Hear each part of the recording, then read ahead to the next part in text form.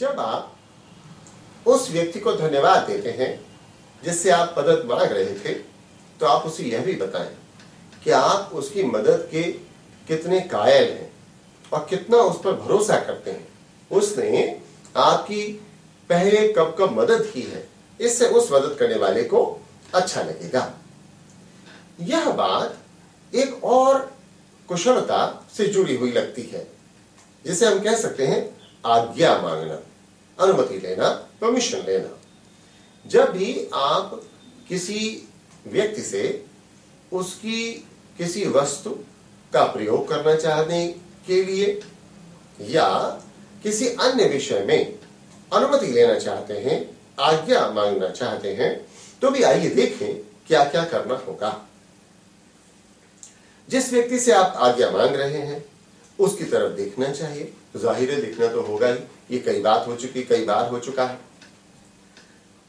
आज्ञा मांगने में भी हमें उतना ही स्पष्ट होना होगा जितना हमने पहले सीखा।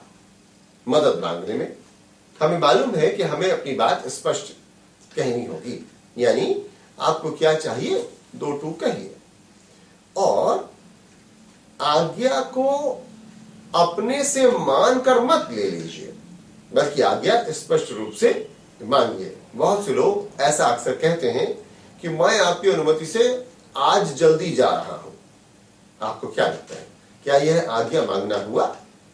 आज्ञा मांगने में तो आपको स्पष्ट कहना होगा कि मैं आज जल्दी जाना चाहता हूं, क्या आप मुझे जल्दी जाने की अनुमति देंगे, या कृपया मुझे जल्दी जाने की अनुमति दें।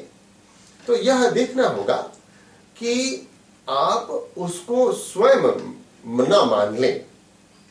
यदि आवश्यक हो तो जिस भी बात की अनुमति आप लेना चाहते हैं उसका कारण भी बताया जा सकता है।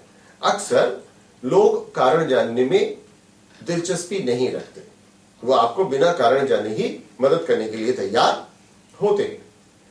अब यहां एक बहुत स्वाभाविक परिणति है, जब आप आज्ञा मांगने गए तो कोई जरूरी तो है नहीं कि आपको आज्ञा मिल ही जाएगी। अगर आज्ञा नहीं मिली, यानी आपको मना कर दिया गया, ना जवाब दिया गया, तो आपको उसके लिए भी तैयार रहना चाहिए। अगर ना जवाब दिया गया है तो भी मुस्कुराते रहिए। अगर आपको लगता है कि आप दोबारा से आज्ञा मांगे, शायद अपनी बात आप ठीक से नहीं कह पाए, तो वो भी प्रयास कर सकते हैं। लेकिन यहां मैं एक बहुत पुरानी कहावत आपसे शेयर करना चाहता हूं। मैंने कही तूने मानी, तूने कही मैंने मानी, दोनों ज्ञानी। यानी बहस की संभावनाएं कम कीजिए। मान लीजिए आप 3 बजे जाना चाहते थे, दूसरा व्यक्ति आपको 3 बजे जाने की अनुमति नहीं दे पा रहा है, तो आप यह भी कह सकते हैं कि सर मेरे लिए जो कार्य हो वो प्लीज मुझे बता दें, मैं उसको कोशिश करता हूं कि 3 बजे से पहले कर दूं। यानी कुछ दूसरे व्यक्ति को भी आप मदद करें जिससे वो आपकी मदद कर सके। यहां अब हमें यह भी सीखना होगा कि यदि कोई व्यक्ति मना कर दे रहा है, जवाब न में मिल रहा है, तो उसको कैसे स्वीकार करें। यदि आपको न में जवाब मिल रहा है तो भी दूसरे व्यक्ति की तरफ देखते रहें, मुस्कुराकर कहें कि ठीक है। वास्तव में यदि आपको न का कारण नहीं समझ में आ पा रहा है तो शांतिपूर्वक पूछ भी सकते हैं, लेकिन याद रखिए कि न का कारण बताना दूसरे व्यक्ति की जिम्मेदारी नहीं है। वो हो सकता है आपको बताए और हो सकता है आपको ना बताए। अभी मुझे 3 ही दिन पुरानी घटना याद आ रही है कि एक किसी हाल ही में ज्वाइन किए हुए व्यक्ति ने मुझसे कहा कि सर मेरा घर तो बहुत नजदीक में है, तो 1.5 से 2 जो लंच होता है उसमें क्या मैं अपने घर जाकर लंच करूं। मैंने उनसे कहा कि नहीं, लंच तो आपको यहीं करना होगा, आप घर नहीं जाएं। तो उन्होंने कहा कि नहीं सर, मैं समय के भीतर ही लंच करके वापस आ जाऊंगा। मैंने उनसे फिर कहा कि family that eats together stage together, इसलिए हम कोशिश करते हैं कि हम लोग साथ में खाना खाएं और ठीक 1:30 बजे हम लोग खाने की छुट्टी कर लेते हैं।